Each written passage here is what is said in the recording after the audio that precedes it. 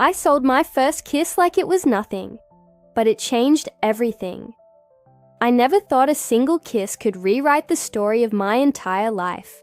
I wasn't looking for love, and he wasn't offering it either. All I saw was a lonely boy in an expensive suit, and all he saw in me was a chance to feel something real. I thought I was doing something small, but nothing about that moment was small. I often watch this channel, and I always wondered if one day my story would be told here. If you're listening, please leave your name and where you're from in the comments. I'd love to know who heard this part of me.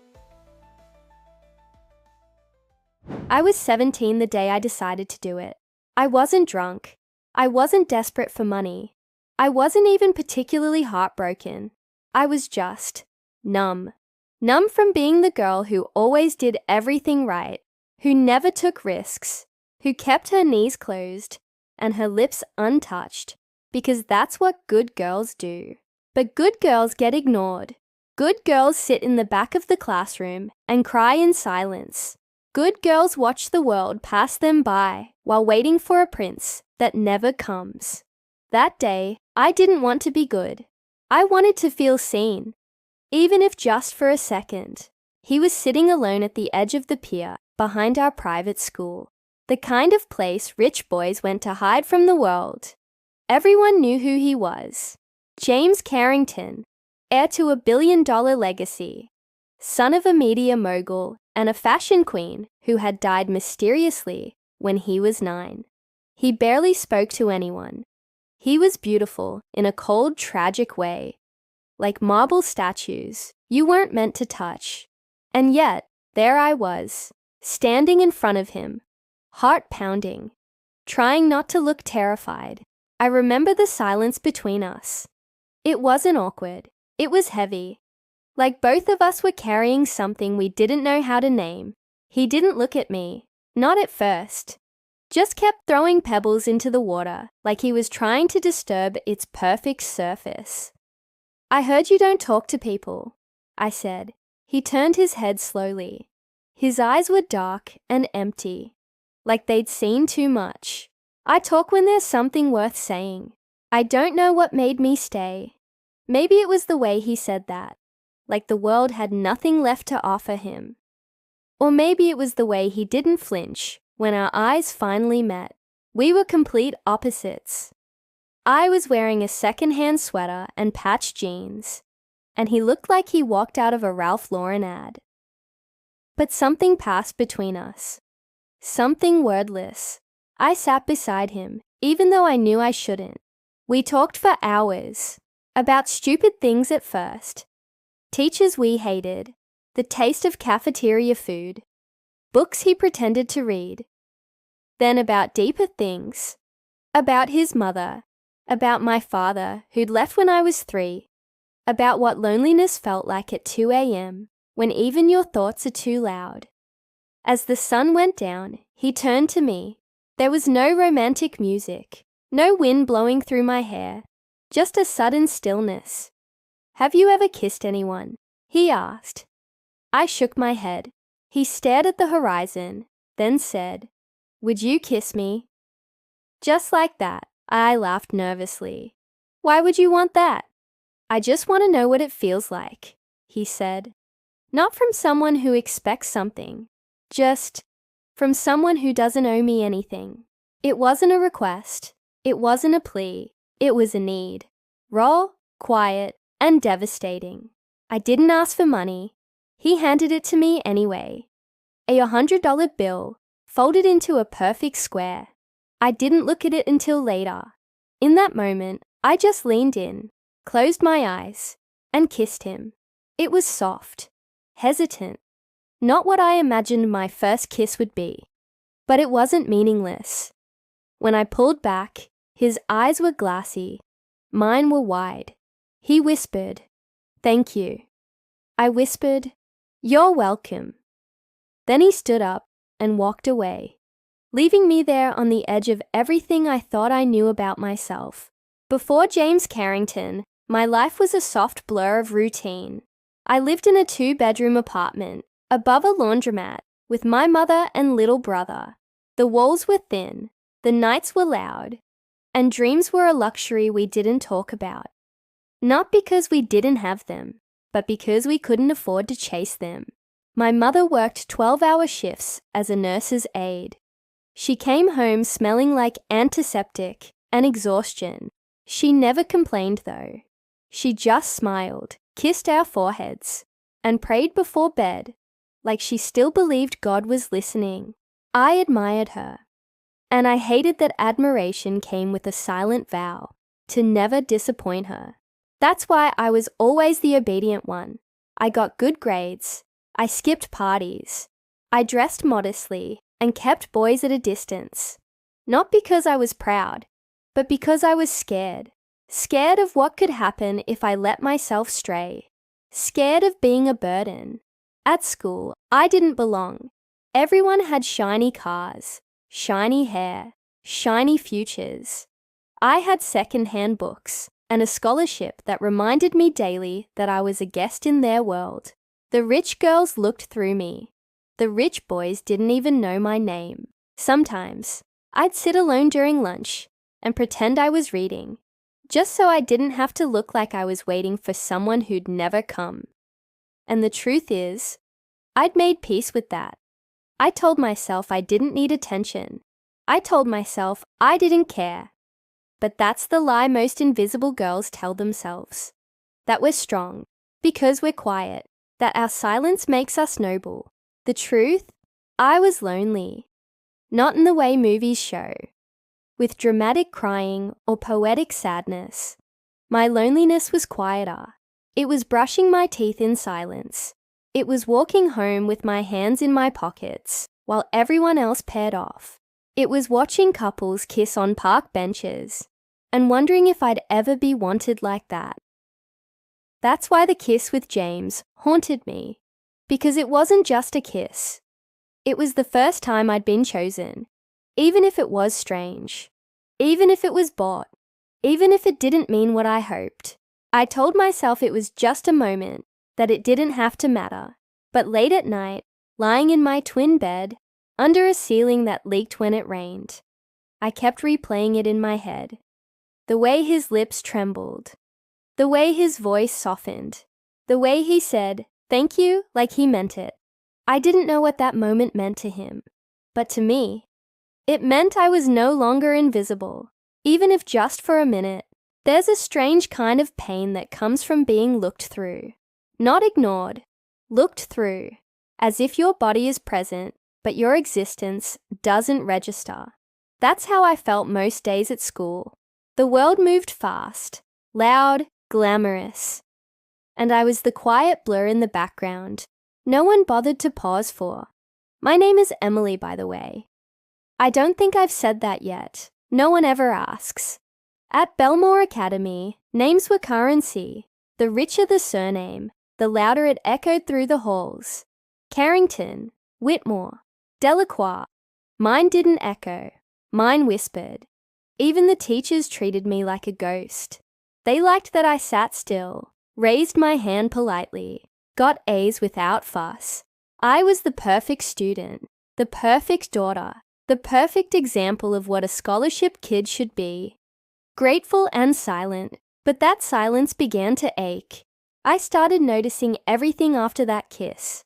The way girls in designer skirts clung to boys who barely looked at them. The way laughter seemed rehearsed, like everyone was performing some version of a life they thought they should want. And the way James walked through it all, like none of it touched him. Like he didn't belong either. I didn't expect to see him again. Part of me hoped I wouldn't. I didn't know what I'd say. "Hi, remember me? The girl you paid to kiss." It sounded ridiculous even in my own head. But a week later, there he was. In the library of all places. He sat across the room, headphones on, eyes fixed on a book he wasn't turning the pages of. I watched him for 10 minutes before I realized I was holding my breath. Something inside me said, "Go to him," but something louder whispered, "Don't ruin it." So I didn't move until he did. He looked up, straight at me. No hesitation, No smile. Just those same dark eyes. Tired and searching. He didn't wave. He didn't nod.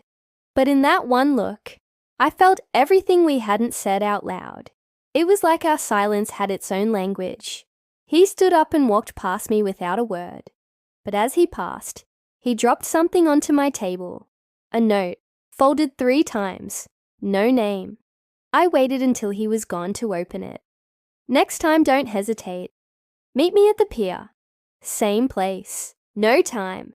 No day. Just next time. As if he knew I'd come. And the terrifying part was, I knew I would. I waited 3 days before going back to the pier. 3 days pretending I didn't care. Pretending I didn't keep checking my mirror before school. Brushing my hair more carefully. Lingering by the windows, hoping to catch a glimpse of him. But by the 4th day, I gave in. Not because I was in love. I didn't even know what love looked like. I went because something inside me needed to feel that look again. The one that said I wasn't invisible. The pier was quiet that afternoon. The sky was low, painted in shades of grey and gold, like it couldn't decide if it wanted to rain or shine. And there he was, sitting in the exact same spot, as if he'd been waiting since the moment he left the note. James didn't look surprised when I approached. He barely moved, just shifted slightly, making room for me beside him. I didn't think you'd come, he said softly. I didn't think you meant it, I replied. He gave a tiny smile, the first I'd ever seen from him. It was broken and fleeting, but real. For a while, we didn't speak. We just sat with the sound of the waves below us, the breeze tangling our thoughts. Then he said something I wasn't expecting. My mother used to come here, before she died. This was her quiet place. I turned to look at him. His face was unreadable, but his voice cracked just slightly. They say she drowned, he continued, but no one really knows. My father doesn't talk about it. He just replaced her with younger women and expensive distractions. I didn't know what to say. What do you say to a boy who's lived in the shadows of billions and still carries an emptiness deeper than money can touch? So I stayed quiet. Sometimes that's all people really need. Someone who doesn't try to fix the silence. He looked at me then. Not through me, at me. You're not like them, he said. I'm not like you either.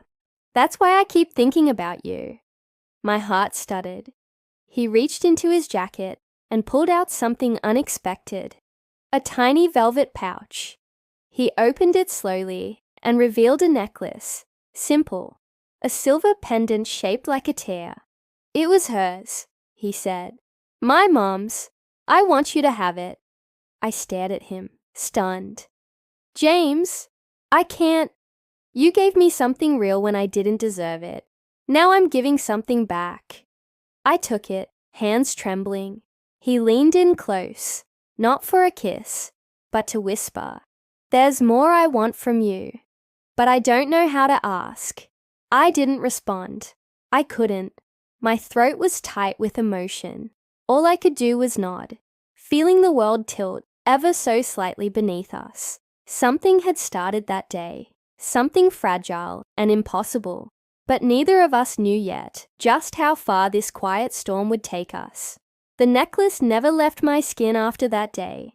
I tucked it beneath my shirt, where no one could see it. Not because I was hiding it, but because it felt too personal to be exposed. Like a secret only he and I shared. James didn't speak to me at school. Not in the hallways, not in the cafeteria. He looked straight ahead, expression unreadable, as if I didn't exist. And yet, every afternoon, he was there. At the pier, waiting. And every afternoon, I went. We talked about things no one else seemed to care about.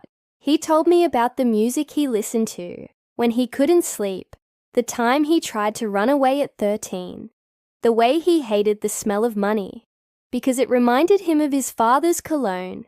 I told him about my mother's hands, how they were always warm even when she was tired, about the sound my brother made when he laughed in his sleep, about the ache in my chest I couldn't name. It was during one of those golden, hushed evenings that he turned to me, eyes darker than usual, jaw clenched like he was trying to hold back something dangerous. "I want to make you a deal," he said. My heart instantly went still. "What kind of deal?" "I want another kiss." I looked away. The wind suddenly too cold. "Why?" "Because I can't stop thinking about the first one." My mouth went dry. "James, if this is just some game to you, it's not." His voice cut through mine. "I don't do games." He reached into his coat pocket and pulled out another envelope, this time thicker. He didn't open it, just held it between us. "I'll give you $500. One kiss. No questions. No expectations." It felt like déjà vu, except worse. Because now I did feel something, and that something made the offer feel like a slap. Like he was trying to buy a moment that had already cost me more than he could understand. "I'm not a thing you can purchase, James," I said quietly. His eyes softened. "I know. That's why I'm asking instead of just taking." I stood up. "Do you think offering money makes it better?" He looked up at me, and for the first time, I saw panic flicker across his face, like a boy watching something slip through his fingers. "I don't know how to be close to people, Emily. I don't know what the rules are. All I know is that when I'm with you, I feel like I can breathe. I feel normal." The envelope was still between us, untouched. "I don't want your money," I whispered. "Then what do you want?" I didn't answer, because I didn't know. Part of me wanted to kiss him again. Not because of the proposal, but because I wanted to feel something that wasn't sadness. And part of me wanted to run, to pretend none of this had ever started. Instead, I did the only thing I could do. I left. I walked away without touching the envelope, without looking back. My hands were shaking, my throat burned, because walking away from him felt like tearing myself in two. I didn't go to the pier for a week after that. I told myself I was done, that what he did was wrong, that trying to buy a kiss made him just another rich boy playing with things he couldn't understand. But every night, when the world was quiet and the lights in my room flickered from the cheap wiring, I kept seeing his face. Not the cold one he wore at school, but the one from that moment, when his voice cracked, when he said he didn't know how to be close to people. And that was the part I couldn't forget, because I knew what it felt like. That longing for connection, that fear of being too much or not enough. I wasn't angry at him. I was heartbroken for him. On the 7th day, I went back. I wasn't sure what I was expecting. Maybe to find the pier empty. Maybe that he'd given up. But he was there, sitting in the same spot. The envelope was gone. When he saw me, he didn't smile, didn't speak, just looked at me with something that wasn't quite regret, and wasn't quite hope either. "I wasn't going to come," I said, sitting beside him. "I wasn't going to wait," he replied. We both knew we were lying. For a long while, we didn't speak. The silence between us had become familiar, like a blanket we wrapped ourselves in when words were too sharp. Finally, he whispered, "It wasn't about the kiss." I turned to him slowly. "It wasn't about touching you, or owning anything. I just wanted to feel something real, something I couldn't buy, or fake, or lose." His voice trembled, and when I looked closer, I saw it. The raw, unfiltered ache he usually kept buried behind his calm. "When you kissed me the first time," he continued, "it was the first time I didn't feel like a ghost." That word, ghost, hit me harder than anything else, because that's what I had always felt like too. He looked away, ashamed. "I thought maybe if I gave you something, I wouldn't owe you anything deeper, wouldn't have to be vulnerable." "And how did that work out for you?" I asked gently. His eyes met mine again, but they weren't cold this time. They were full. I've never felt more exposed. We sat in the weight of that truth. "I'm sorry," he said. "Not just for the envelope, for making you feel like you weren't worth more than that." I wanted to be angry. I wanted to say he didn't deserve forgiveness. But instead I said, "I've never been kissed before you, and maybe I didn't need it to be perfect, but I needed it to be real." "It was real," he said. "That's what scared me." I believed him, not because of the words, but because of the way he said them, like someone confessing not to win, but to finally stop hiding. And somehow, that moment meant more than the kiss ever did. The day after our conversation at the pier, James disappeared. No text, no note, no glance in the hallway. It was as if he'd folded himself back into that cold world of marble staircases and whispered family scandals, and I had simply been a ripple in the surface, already gone. At first, I told myself not to panic. Maybe he needed space. Maybe his father had taken him on one of those sudden, lavish trips where they tried to bond through money. Or maybe he was just being James. But 3 days turned into 5, then a week, and each day that passed, the weight in my chest grew heavier. I felt like a fool, like a girl who believed in a kiss and forgot it was bought before it was ever felt. He'd told me it was real. But then again, boys like him are trained to say what girls like me want to hear. Soft lies in beautiful wrapping. I should have known better. And yet, it hurt more than I expected. I started avoiding the pier, avoiding the memories. I focused on school, on my brother's homework, on folding laundry and keeping busy. Anything to drown out the echo of his voice in my head. But late at night, when everything was still, I'd feel it. That hollow space where something had started to grow. Hope, maybe, or something like it. I told myself it had been a moment, just that, a single strange, glittering moment, shared between two lonely people. But that's the cruel thing about moments. They don't leave when you want them to. They haunt, they replay, and in every replay, I was the girl who leaned in first, the girl who stayed, the girl who believed. Part of me wanted to hate him, to label him as careless, privileged, emotionally unavailable. But every time I tried, I saw the necklace he gave me glinting faintly in the bathroom mirror, and I remembered his eyes when he said, "I've never felt more exposed." That wasn't a lie. That was a boy unraveling, if only for a second. But maybe that's all I was to him. A second. A breath of relief before he dove back into the coldness he came from. Maybe he hadn't disappeared out of cruelty. Maybe he just didn't know how to stay. Still, it didn't make the silence any easier. One night, as I stood on the rooftop of our building, the wind pushing my hair back, I held the necklace in my hand and made myself a promise. I wouldn't chase someone who didn't want to be found, not again. If he came back, it would have to be because he wanted to. But deep down, I already feared the truth. I might have meant something to him, but I wasn't enough to keep him from vanishing. The ache of not knowing is worse than any goodbye. That's what I realized after 2 weeks of silence. It wasn't the absence of James that haunted me. It was the unfinished sentence between us. The unanswered question. Was I just another thing he could walk away from? I wasn't looking for closure. I was looking for honesty, even if it hurt.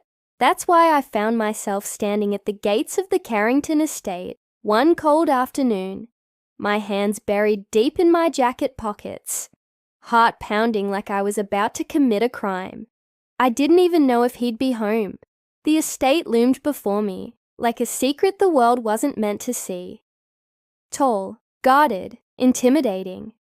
But beneath all that grandeur, it looked sad. Like a place that had too many rooms, and not enough love to fill them. I buzzed the intercom. No answer. I buzzed again. Finally, a voice crackled through the speaker. Not James. A man. Older. Stiff. Can I help you? I'm a friend of James. I need to speak with him. It's important. Silence. Then, he's not taking visitors. I'm not a visitor, I said, surprising even myself with the firmness in my voice. I'm someone who deserves the truth. Another pause. Then, to my shock, the gate began to open. I walked through like I was stepping into a world that wasn't mine. The gravel crunched beneath my worn-out sneakers.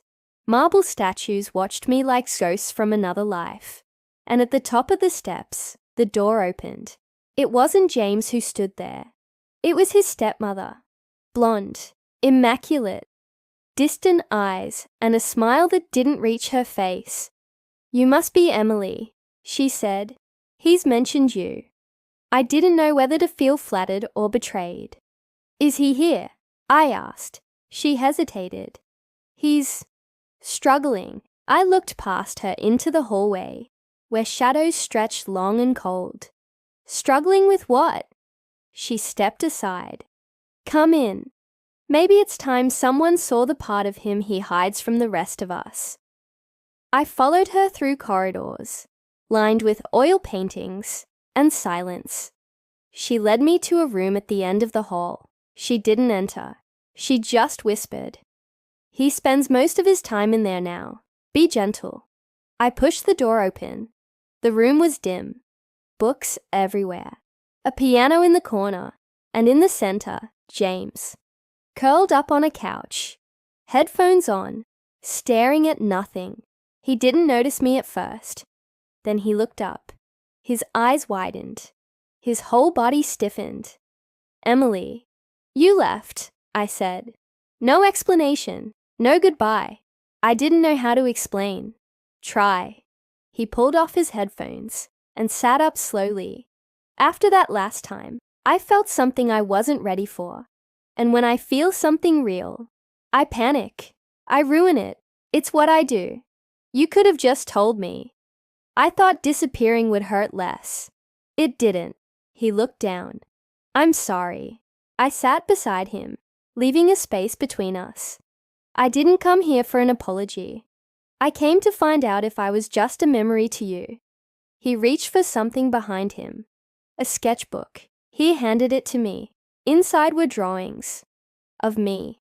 My hands. My profile. My smile. My sadness. I don't draw, he said. But I tried. Because I couldn't stop remembering your face. Tears stung my eyes. I closed the book gently. I had come for answers. But what I found was a boy who didn't know how to hold on to the things that saved him. It was late when I finally stood to leave. James had said very little after I flipped through the sketchbook. He just sat there, watching me like he was afraid I'd vanish the moment he blinked. But I wasn't going anywhere. Not yet. Not until I understood the storm inside him. As I reached the hallway, I heard him call after me. Wait. I turned. There's something else I want to show you. Something I've never shown anyone. His voice was soft, like he was already unsure if he could go through with it. He led me down a narrow corridor, different from the rest of the house. Darker, older.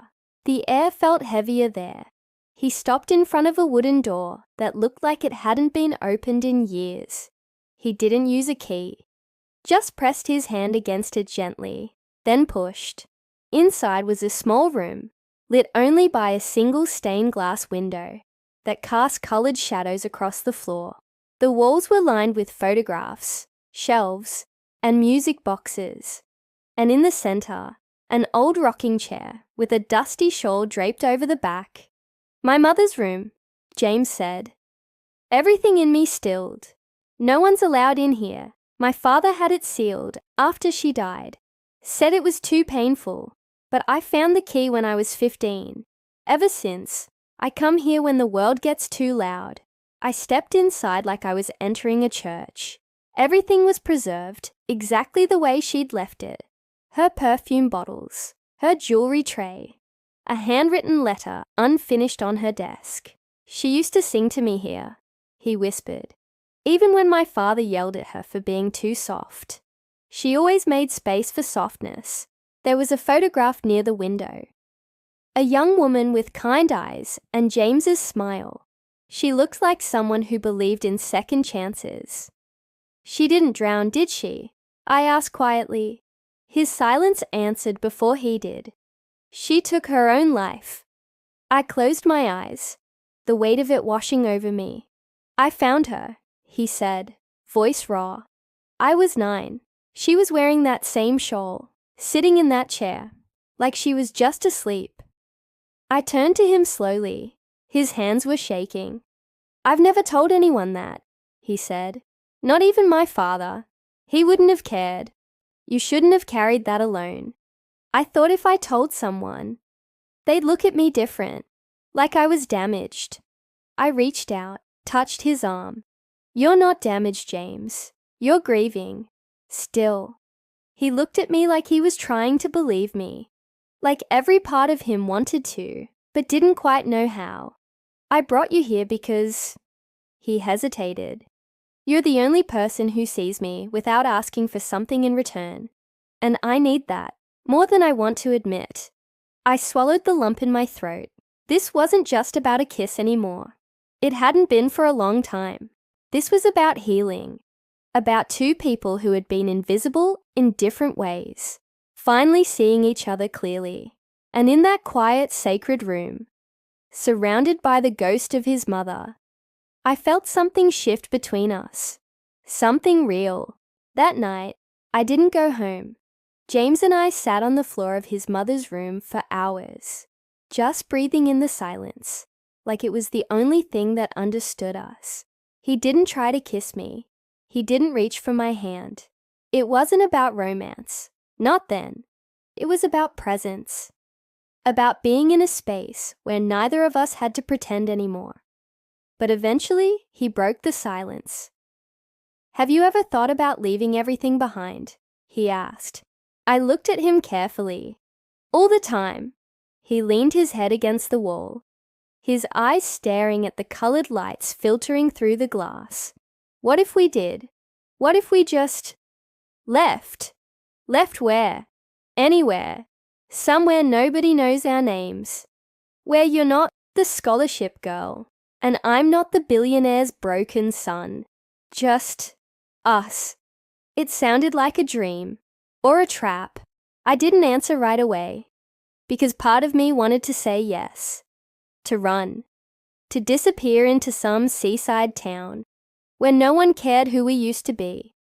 To sleep without fear. To wake up next to someone who truly saw me.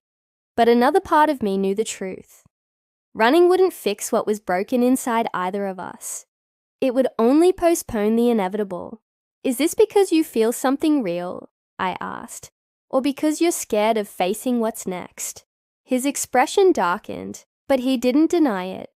"I don't know how to be here anymore," he admitted. "Everything in this house, in this life, it's poison. Everyone smiles and lies and acts like I should be grateful for a legacy built on pain." "And if we left?" I asked gently. "What happens when the silence follows us?" He looked at me, his eyes pleading.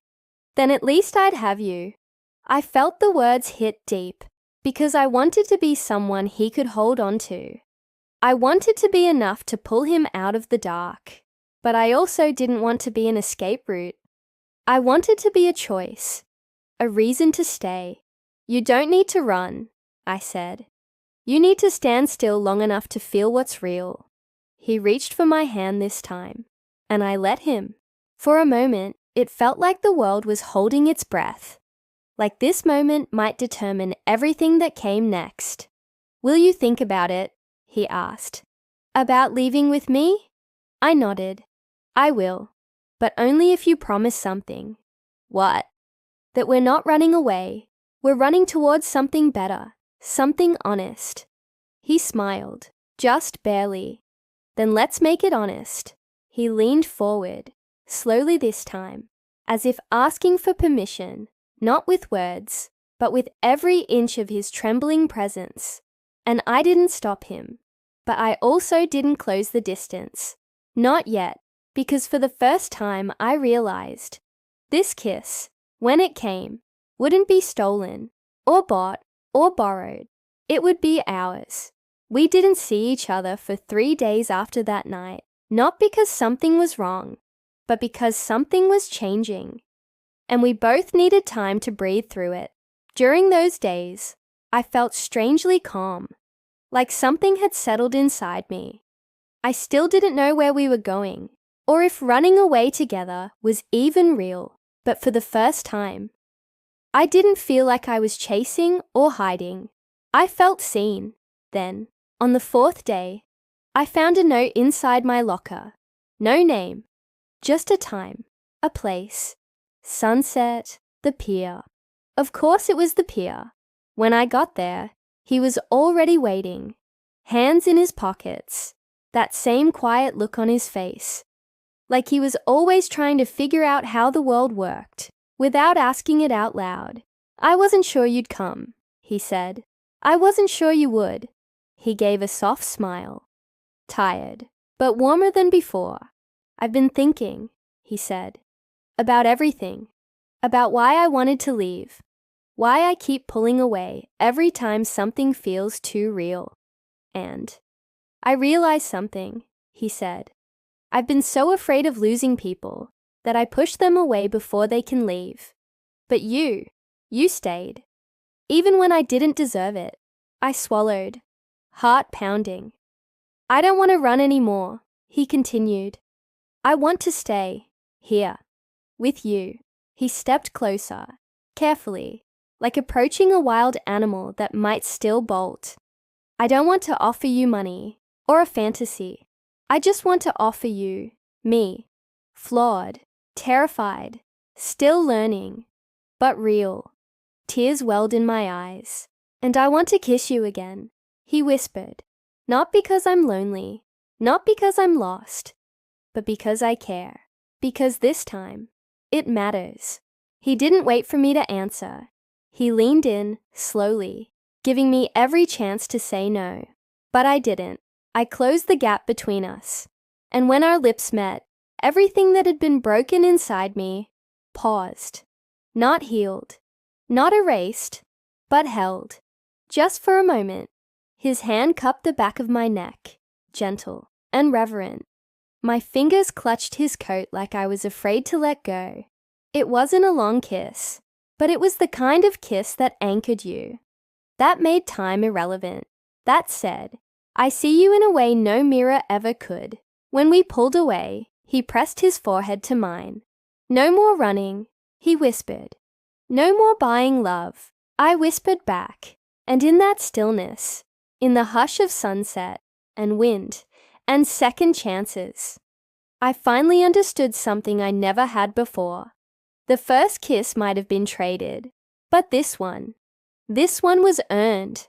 It's strange how something so small, a kiss, a glance, a folded note, can shift the entire landscape of a life. Before James, I thought being seen meant being chosen by someone else. That value came from the outside in, from attention, affection, approval. But now I know the truth. Being seen, really seen, is terrifying because it forces you to see yourself too. After that second kiss, James didn't promise me forever. He didn't talk about love in the way fairy tales do. But what he did give me, what we gave each other, was far more valuable. He gave me honesty, and I gave him permission to be broken. We didn't run away. We didn't make grand declarations. We simply started walking forward, together. Some days were easy, some weren't. There were moments I wondered if he'd retreat again. Moments he feared I'd get tired of holding his hand through the dark. But each time, we chose to stay. And maybe that's the real miracle. Not the kiss, not the drama, not even the secret room full of grief. The miracle was two damaged souls, choosing not to hide anymore. I still wear the necklace he gave me, not because it means I belong to him, but because it reminds me of the moment I stepped into my own story. The moment I stopped being the quiet girl in the corner and became someone who acted, who risked, who felt. I gave away my first kiss, thinking it was just a transaction.